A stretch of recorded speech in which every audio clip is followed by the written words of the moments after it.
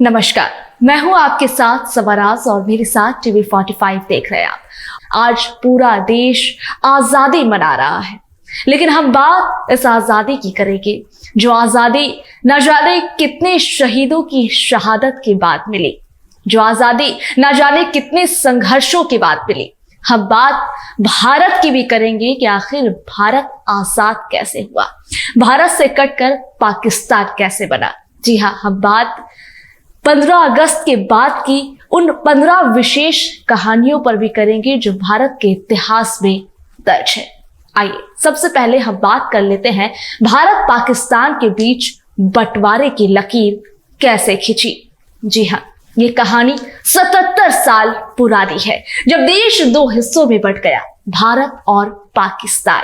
फरवरी 1938 में महात्मा गांधी और मोहम्मद अली जिन्ना ने देश में हिंदुओं और मुसलमानों के बीच जारी तनाव का हल निकालने के लिए बातचीत शुरू की, लेकिन ये बातचीत जुलाई में नाकाम हो गई। दिसंबर में मुस्लिम लीग ने मुसलमानों के उत्पीड़न की जांच के लिए एक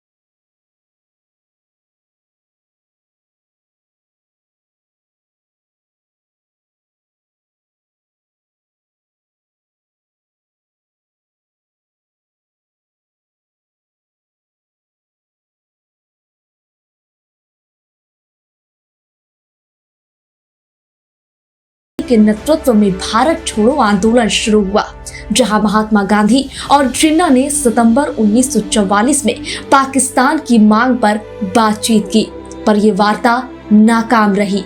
इस मुद्दे पर दोनों में गहरे मतभेद भी थे, क्योंकि जिन्ना को पाकिस्तान पहले चाहिए था और आजादी बाद में, जबकि गांधी का कहना था कि आजादी पहले मिलनी चाहिए।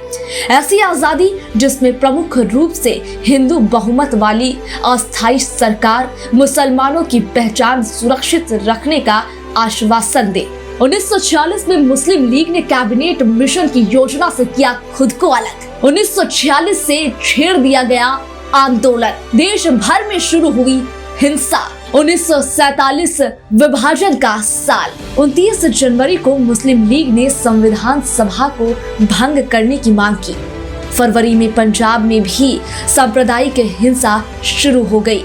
ब्रिटेन के प्रधानमंत्री क्लेमेंट एटली ने घोषणा की कि ब्रिटेन जून 1948 तक भारत छोड़ देगा और लॉर्ड माउंटबेटन वायसराय का पद संभालेंगे। 24 मार्च को लॉर्ड माउंटबेटन ने वायसराय और गवर्नर जनरल के पद की शपथ ली।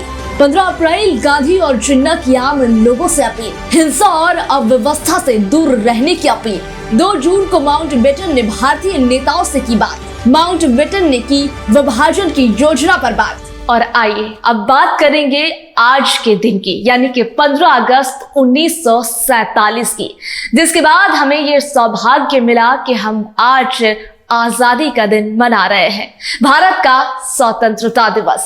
15 अगस्त 1947 को भारत को ब्रिटिश शासन से आजादी मिली। भारत को आजादी मिली गुलामी से, भारत को आजादी मिली लुटेरों से, चोरों से, भारत को आजादी मिली उन धोखेबाजों से जो धोखे से इस मुल्क में आए और इसे अपनी जागीर समझ बैठे।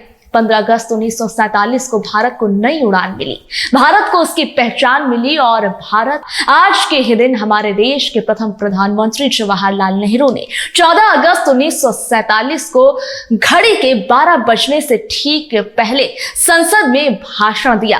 15 अगस्त को पंडित नेहरू ने दिल्ली के लाल किले के लाहौरी गेट के ऊपर भारतीय राष्ट्रीय ध्वज लहराया।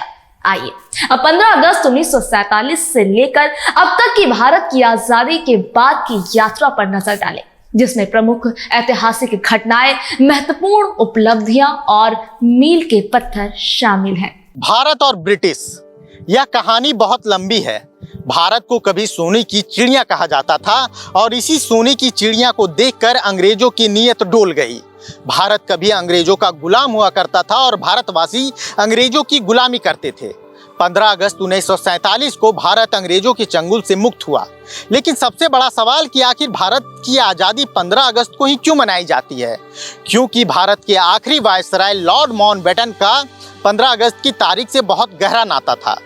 दरअसल द्वितीय विश्व युद्ध के दौरान जापानी सेना ने लॉर्ड माउंटबेटन के नेतृत्व में 15 अगस्त को ही आत्मसमर्पण किया था।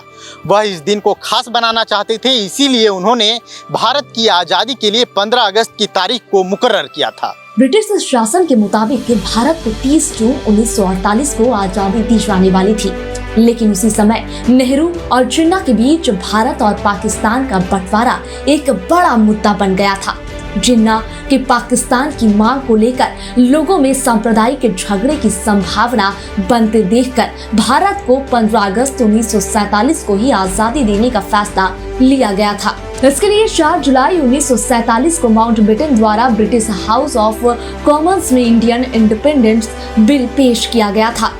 इस बिल को ब्रिटिश संसद द्वारा तुरंत मंजूरी दे दी गई और 15 अगस्त 1947 के दिन भारत को आजादी देने की घोषणा कर दी गई थी।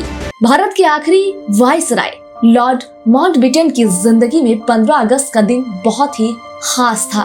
दरअसल 15 अगस्त 1945 के दिन द्वितीय विश्व युद्ध के दौरान ब्रिटिश के सामने जापानी आर्मी ने आत्मसमर्पण किया था।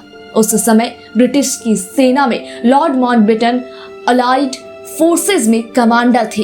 जापानी सेना के आत्मसमर्पण का पूरा श्रेय माउंटबेटन को दिया गया था।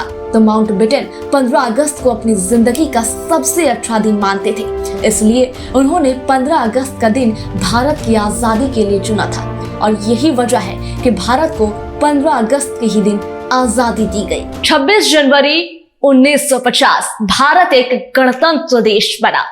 हम 1950 की उस सर्द जनवरी की सुबह को याद करते हैं जब भारत एक गणतंत्र बना था।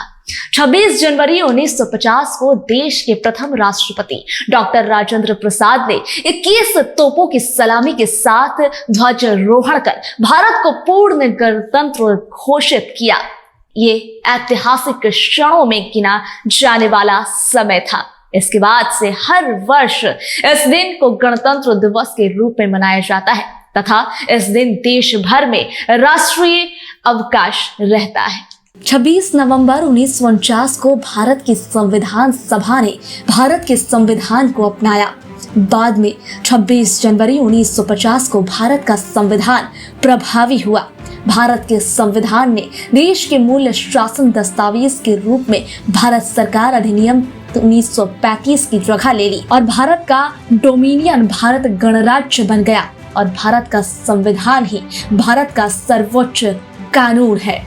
और बात हम 1951 की भी करेंगे, जहां भारत की पहली पंचवर्षीय योजना की शुरुआत हुई। जी हाँ, स्वाधीनता के बाद भारत को आर्थिक विकास के पथ पर अग्रसर करने के उद्देश्य से वर्ष 1951 में पंचवर्षीय योजना आरंभ की गई, जो अपने 12 पड़ाव पार करते हुए 2017 में समाप्त हो गई। प्रथम प्रधानमंत्री के तौर पर जवाहरलाल नेहरू को पंचवर्षीय योजना के जरिए ही देश का विकास करना सही लगा। 1951 से 1956 की पहली पंचवर्षीय योजना में देश के सामने सबसे बड़ी चुनौती पर ध्यान देते हुए प्राथमिक क्षेत्रों को मजबूत करने पर बल दिया गया। जवाहरलाल नेहरू इसके अध्यक्ष और गुलजारी लाल नंदा उपाध्यक्ष बने। हमारे प्रथम प्रधानमंत्री जवाहरलाल नेहरू ने 1951 में भारत की संसद में पहली पंचवर्षीय योजना प्रस्तुत की। पहली पंचवर्षीय योजना मुख्य रूप से प्राथमिक क्षेत्र के विकास पर केंद्रित थी और कुछ संशोधनों के साथ हेरोल्ड डोमर मॉडल पर आधारित थी। पहली पंचवर्षीय योजना का उद्देश्य कृषि विकास था। इसका मुख्य उद्देश्य देश के विभाजन के कारण उत्पन्न विभिन्न समस्याओं का समाधान करना था। स्वतंत्रता के बाद देश का पुनर्निर्माण इस योजना का लक्ष्य था। इस दौरान भारत में विकास की रफ्तार का लक्ष्य 2.1% रखा गया और योजना का अच्छा परिणाम देखने को मिला। भारत ने प्रतिवर्ष 3.6% की विकास की रफ्तार का लक्ष्य हासिल किया। और 1952 वो साल हम कैसे भूल सकते हैं, जब भारत में पहला लोकसभा का चुनाव हुआ, जिसे आज लोकतंत्र का महापर्व कहते हैं। भारत में आम चुनाव 25 अक्टूबर 1951 से 21 फरवरी 1952 के बीच हुए थे। अगस्त 1947 में स्वतंत्रता के बाद ये लोकसभा के पहले चुनाव थे। इस लोकसभा का पहला सत्र 13 मई 1952 को शुरू हुआ था। कुल लोकसभा सीटें 489 थी और कुल पात्र मतदाता 17.3 करोड़ थे। भारतीय राष्ट्रीय कांग्रेस यानी कि आईएनसी ने 364 सीटें जीती। पहली लोकसभा ने अपना कार्यकाल 5 साल तक पूरा किया और 4 अप्रैल 1957 को भंग कर दी गई। जवाहरलाल नेहरू भारत के पहले लोकतांत्रिक रूप से चुने गए प्रधानमंत्री बने। 25 अक्टूबर 1991 से 21 फरवरी 1992। 25 अक्टूबर 1991 में कराए गए पहली लोकसभा के चुनाव। पहली लोकसभा में कुल 479 सीट और 401 संसदीय क्षेत्र, 314 संसदीय क्षेत्रों से एक प्रतिनिधि चुने गए। 86 संसदीय क्षेत्रों से 2 प्रतिनिधि चुने गए। नॉर्थ बंगाल संसदीय क्षेत्र से चुने गए 3 प्रतिनिधि। 17 अप्रैल 1992 में पहली लोकसभा अस्तित्व में आई। आजाद भारत का पहला आम चुनाव 25 अक्टूबर 1951 से 21 फरवरी 1952 के बीच हुआ था। यह उस वक्त का सबसे बड़ा चुनाव था, जहां पूरे विश्व की 17% आबादी अपने मताधिकार का प्रयोग करने वाली थी। चुनाव हुआ और इस चुनाव में भारत के 45.7% मतदाताओं ने घर से निकलकर अपने मताधिकार का प्रयोग किया और लोगों ने लोगों के लिए सरकार बनाई और इस तरह भारत पूरे विश्व का सबसे बड़ा लोकतांत्रिक देश बना। स्वतंत्र भारत का पहले आम चुनाव 25 अक्टूबर 1991 और 21 फरवरी 1992 के बीच हुए थे। ये एक बृहद प्रक्रिया थी जिसमें विश्व की जनसंख्या का छठा हिस्सा मतदान करने जा रहा था, जिससे ये उस समय दुनिया में आयोजित सबसे बड़ा चुनाव बन गया। अतः देश भर में जम्मू कश्मीर को छोड़कर 17.32 करोड़ मतदाता मतदान के लिए नामांकित हुए और इसमें लगभग 45% महिलाएं थी। 21 वर्ष से अधिक आयु के 176 मिलियन मतदाताओं के साथ मतदान की आयु 1989 के 61वें संविधान संशोधन अधिनियम 1989 के पारित होने के साथ केवल 18 वर्ष की कर दी गई थी। ये पहली बार था कि सार्वभौमिक मतदान का इतने बड़े पैमाने पर अभ्यास किया गया। वयस्क मताधिकार लागू किया गया था और इसमें 82% मतदाता निरक्षर थे। और हम बात 1963 की भी करेंगे, जब भारत का पहला रॉकेट प्रशिक्षण हुआ। जी हाँ, 21 नवंबर 1963 को केरल के तिरुवनंतपुरम के पास थुम्बा से पहला साउंडिंग रॉकेट लॉन्च किया गया, जिसने भारतीय अंतरिक्ष कार्यक्रम की शुरुआत की। साउंडिंग रॉकेट ने रॉकेट जनित उपकरणों का उपयोग करके वायुमंडल की जांच करना संभव बना दिया। ये आधुनिक भारत की अंतरिक्ष यात्रा में पहला मील का पत्थर था। डॉक्टर विक्रम साराभाई और उनके तत्कालीन सहयोगी डॉक्टर एपीजे अब्दुल कलाम इस उपलब्धि के दिमाग की उपज थे। 1963 में भारतीय अंतरिक्ष कार्यक्रम की शुरुआत हुई। उस समय भारत के अंतरिक्ष कार्यक्रम के लिए पर्याप्त संसाधन नहीं थे। उसके बावजूद भी भारतीय अंतरिक्ष वैज्ञानिकों के बेहतर कौशल ने वो कर दिखाया जो उस दौर में दूसरे देश सोच भी नहीं सकते थे। 1963 में भारत द्वारा नाइक उपाचे नाम के पहले रॉकेट को केरल की राजधानी त्रिवेंद्रम के पास मछुआरों का एक गांव थुम्बा से 21 नवंबर को छोड़ा गया। इस रॉकेट को रॉकेट लॉन्चिंग स्टेशन तक साइकिल से ले जाया गया था। उस समय अंतरिक्ष कार्यक्रम से जुड़े वैज्ञानिकों के पास अपना कोई कार्यालय तक नहीं था। भारतीय अंतरिक्ष कार्यक्रम के वैज्ञानिक को केरल के तिरुवनंतपुरम स्थित एक चर्च में बैठकर करते थे और अंतरिक्ष कार्यक्रम पर चर्चा की जाती थी। शुरुआत में ये चर्चा भारतीय अंतरिक्ष वैज्ञानिकों का कार्यालय हुआ करता था। इस चर्चे का नाम सेंट मैरी मैगडलीन था। इसे आज अंतरिक्ष संग्रहालय का रूप दिया गया है। 1966 का वो साल तो आपको याद ही होगा जब इंदिरा गांधी भारत की पहली महिला प्रधानमंत्री बनी। जी हाँ, प्रधानमंत्री तो बहुत बने और अब भी हैं, लेकिन इतिहास में ये पन्ना दर्ज हुआ जब भारत की पहली प्रधानमंत्री इंदिरा गांधी बनी। जी हाँ, जनवरी 1966 में शास्त्री जी की अचानक मृत्यु के बाद इंदिरा गांधी को कांग्रेस पार्टी का नेता बनाया गया और इस तरह पार्टी के दक्षिणपंथी और वामपंथी धड़ों के बीच समझौते के तहत वे प्रधानमंत्री भी बनी। इसके लिए उनके नेतृत्व को पार्टी के दक्षिणपंथी धड़े से अलग चुनौती मिल रही थी, जिसका नेतृत्व पूर्व वित्त मंत्री मोरारजी देसाई कर रहे थे। इंदिरा गांधी और उनके कार्य। पंडित जवाहरलाल नेहरू की पुत्री हैं इंदिरा गांधी। 19 नवंबर 1917 को हुआ था इंदिरा गांधी का जन्म। इंदिरा गांधी को विश्व भर के सर्वश्रेष्ठ विद्यालयों द्वारा डॉक्टरेट की उपाधि से किया गया था सम्मानित। इंदिरा गांधी को कोलंबिया विश्वविद्यालय ने दिया था विशेष योग्यता प्रमाण। शुरू से ही स्वतंत्रता संग्राम में सक्रिय रही इंदिरा गांधी। इंदिरा गांधी ने बचपन में ही की बाल चरखा संघ की स्थापना। इंदिरा गांधी ने 1930 में बच्चों के सहयोग से वानर सेना से किया निर्माण। इंदिरा गांधी को सितंबर 1942 में जाना पड़ा जेल। 1947 में गांधी जी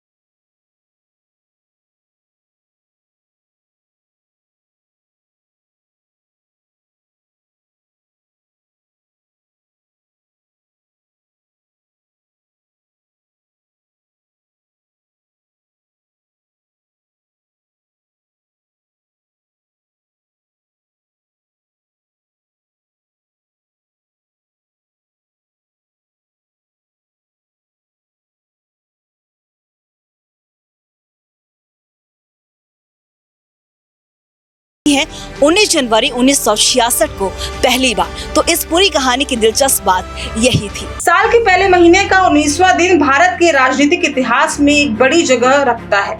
1966 में वो 19 जनवरी का ही दिन था जब इंदिरा गांधी को देश का प्रधानमंत्री बनाया गया। तत्कालीन प्रधानमंत्री लाल बहादुर शास्त्री की मौत के बाद इंदिरा गांधी ने वो कुर्सी संभाली जो स्वतंत्र भारत के इतिहास में पहली बार उनके पिता जवाहरलाल नेहरू ने संभाली थी। इंदिरा गांधी देश की पहली और एकमात्र महिला प्रधानमंत्री रही। दृढ़ निश्चयी और अपने इरादों की पक्की इंदिरा प्रियदर्शिनी गांधी को उनके कुछ कठोर और विवादास्पद फैसलों के कारण याद किया जाता है। 1975 में आपातकाल की घोषणा और 1984 में अमृतसर के स्वर्ण मंदिर में सेना भेजने के फैसले उनके जीवन पर भारी पड़े। आपातकाल के बाद जहां उन्हें सत्ता गंवानी पड़ी, तो वही स्वर्ण मंदिर में सेना भेजने के फैसले की कीमत उन्हें अपने सिख अंगरक्षकों के हाथों जान देकर चुकानी पड़ी। और हम बात 1969 की भी करेंगे, जब इसरो की स्थापना हुई। इसरो की स्थापना 1969 में अंतरिक्ष प्रौद्योगिकी को विकसित करने और राष्ट्रीय विकास में उपयोग करने के उद्देश्य से की गई थी। साथ ही ग्रहों की खोज और अंतरिक्ष विज्ञान अनुसंधान को आगे बढ़ाया गया था। इसरो ने अपने पूर्ववर्ती INCOSPAR यानी कि भारतीय राष्ट्रीय अंतरिक्ष अनुसंधान समिति की जगह ली, जिसकी स्थापना 1962 में भारत के प्रथम प्रधानमंत्री पंडित जवाहरलाल नेहरू और वैज्ञानिक विक्रम साराभाई ने की थी, जिन्हें भारतीय अंतरिक्ष कार्यक्रम के संस्थापक पिताओं में से एक माना जाता है। भारतीय अंतरिक्ष अनुसंधान संगठन इसरो भारत सरकार की अंतरिक्ष एजेंसी है, जिसका मुख्यालय बेंगलोर शहर में है। इसका उद्देश्य अंतरिक्ष विज्ञान अनुसंधान और ग्रहों की खोज को आगे बढ़ाते हुए राष्ट्रीय विकास के लिए अंतरिक्ष प्रौद्योगिकी का उपयोग करना है। 1969 में गठित इसरो ने स्वतंत्र भारत के पहले प्रधानमंत्री जवाहरलाल नेहरू और उनके करीबी सहयोगी और वैज्ञानिक विक्रम साराभाई के प्रयोग से 1962 में स्थापित तत्कालीन भारतीय राष्ट्रीय अंतरिक्ष अनुसंधान समिति का स्थान लिया। इस तरह इसरो की स्थापना ने भारत में अंतरिक्ष गतिविधियों को संस्थागत बना दिया। इसका प्रबंधन अंतरिक्ष विभाग द्वारा किया जाता है, जो भारत के प्रधानमंत्री को रिपोर्ट करता है। इसरो ने भारत का पहला उपग्रह आर्यभट्ट बनाया, जिसे 19 अप्रैल 1975 को सोवियत संघ द्वारा लॉन्च किया गया था। इसका नाम गणितज्ञ आर्यभट्ट के नाम पर रखा गया था। अंतरिक्ष कार्यक्रम पर अनुसंधान के लिए 1 जनवरी 1965 को थुम्बा में एक अंतरिक्ष विज्ञान एवं प्रौद्योगिकी केंद्र की स्थापना हुई। इसके बाद जनवरी 1967 में अहमदाबाद में सैटेलाइट टेलीकम्युनिकेशन अर्थ स्टेशन बनाया गया। इसी के अगले साल 1968 में अहमदाबाद में ही experimental satellite communication earth station की भी गठन हुई और फिर 1969 में भारतीय अंतरिक्ष अनुसंधान संगठन इसरो अस्तित्व में आया। यहीं से भारतीय अंतरिक्ष कार्यक्रम में अपनी गति पकड़ी। और कोई भी भारतीय साल 1975 को नहीं भूल सकता। साल 1975 जब आपातकाल लागू किया गया। जी हाँ, भारत के इतिहास में वो पन्ना भी है जब भारत में आपातकाल की घोषणा की गई थी।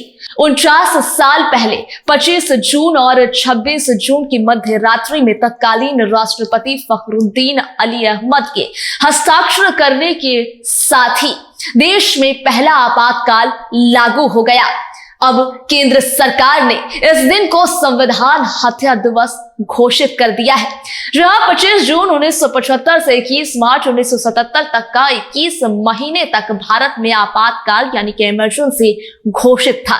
तत्कालीन राष्ट्रपति फखरुद्दीन अली अहमद ने तत्कालीन भारतीय प्रधानमंत्री इंदिरा गांधी के कहने पर भारतीय संविधान के अनुच्छेद 352 के अधीन आपातकाल की घोषणा की थी। भारतीय संविधान 3 प्रकार की आपात स्थितियों का प्राविधान करता है। भारतीय संविधान के अनुच्छेद 352 के तहत राष्ट्रीय आपातकाल घोषित किया जा सकता है। भारतीय संविधान के अनुच्छेद 356 के तहत राज्य आपातकाल लगाया जा सकता है। वित्तीय आपातकाल भारतीय संविधान के अनुच्छेद 360 में उल्लेखनीय है। भारत को आजाद हुए 49 साल हो गए हैं, लेकिन अब भी लोगों के मन में एक ही सवाल है कि आखिरकार इमरजेंसी के वक्त क्या हुआ होगा, उस वक्त की तस्वीरें कैसी रही होगी, आखिरकार उसका जिम्मेदार कौन है।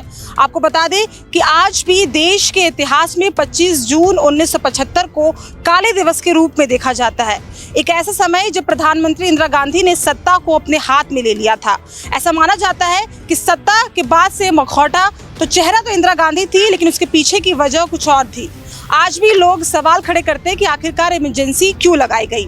आपको बता दें कि 1977 में पहले लोकसभा चुनाव में जनता दल ने इंदिरा गांधी और गांधी परिवार को सत्ता से उखाड़ फेंकने का काम किया था और आज भी कहीं न कहीं इसके लिए गांधी परिवार को आलोचना झेलनी पड़ती है। भारत में आपातकाल 1975 से 1977 तक 21 महीने की अवधि थी, जब प्रधानमंत्री इंदिरा गांधी ने पूरे देश में आपातकाल की घोषणा की थी। इंदिरा गांधी ने 26 जून 1975 की सुबह राष्ट्र के नाम अपने संदेश में इंदिरा गांधी ने कहा कि देश में जिस तरह का माहौल एक व्यक्ति अर्थात जयप्रकाश नारायण के द्वारा बनाया गया है, उसमें यह जरूरी हो गया है कि देश में आपातकाल लगाया जाए ताकि देश की एकता और अखंडता की रक्षा की जा सके। राष्ट्रपति फखरुद्दीन अली अहमद द्वारा संविधान के अनुच्छेद 352 के तहत आधिकारिक तौर पर जारी किया गया। आपातकाल मौजूदा आंतरिक अशांति के कारण 25 जून 1975 से 21 मार्च 1977 को वापस लिए जाने तक प्रभावी रहा। चुनाव रद्द कर दिए गए,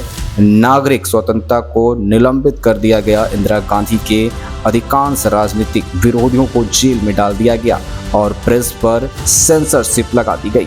उस अवधि के दौरान कई मानवाधिकारों का उल्लंघन किया गया। आपातकाल स्वतंत्र भारत के इतिहास के सबसे विवादास्पद अवधियों में से एक है। 1983 भारत ने पहली बार क्रिकेट विश्व कप जीता। जी हम इस पर भी बात करेंगे क्योंकि ये भी भारत की एक बड़ी उपलब्धि है।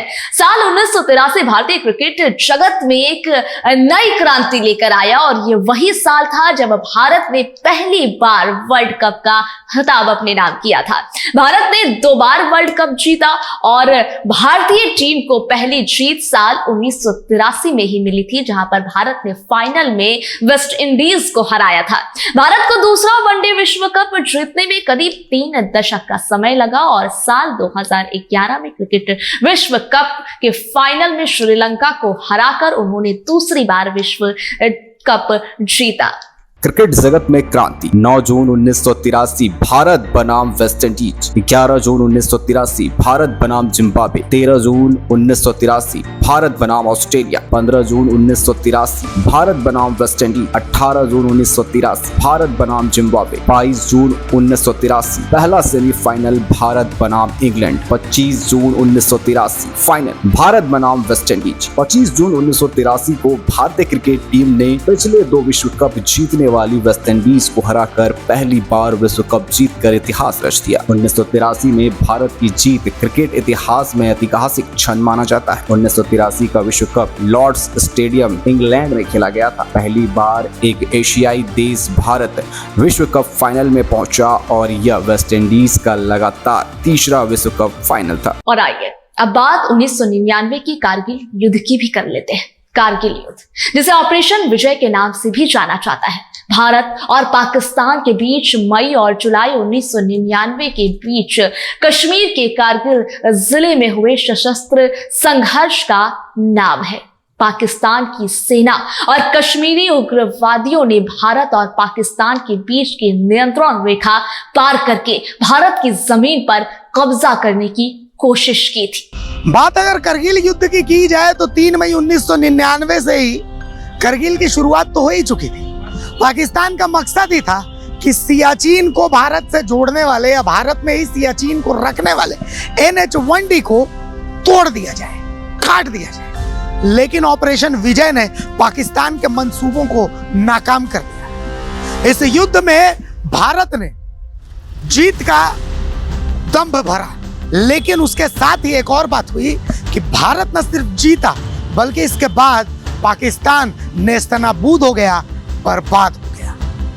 कारगिल युद्ध, जिसे कारगिल संघर्ष के नाम से भी जाना जाता है, मई से जुलाई 1999 तक जम्मू और कश्मीर के कारगिल जिले और नियंत्रण रेखा के पास अन्य जगहों पर भारत और पाकिस्तान के बीच लड़ा गया एक सशस्त्र संघर्ष था। 26 जुलाई 1999 को भारत ने कारगिल युद्ध में पाकिस्तान पर जीत की घोषणा करके ऑपरेशन विजय के सफल समापन को चिन्हित किया, जिससे नियंत्रण रेखा पर 3 महीने तक चले युद्ध का अंत हो गया। तब से इस दिन को कारगिल विजय दिवस के रूप में मनाया जाता है। और कहते हैं ना कि महिलाएं हर मैदान में अपना लोहा मनवाती हैं, तो साल 2007 तो आपको याद ही होगा जब भारत की पहली महिला राष्ट्रपति चुनी गई, जो भारतीय इतिहास में सुनहरे अक्षरों में लिखा प्रतिभा पटेल का भी एक नाम है, क्योंकि प्रतिभा पटेल देश की प्रथम महिला राष्ट्रपति बनी थी। और दरअसल 17 साल पहले प्रतिभा पटेल भारत की पहली महिला राष्ट्रपति चुनी गई थी। प्रतिभा पटेल 21 जुलाई 2007 को देश की 12वीं राष्ट्रपति बनी, जिन्हें 25 जुलाई 2007 को राष्ट्रपति के रूप में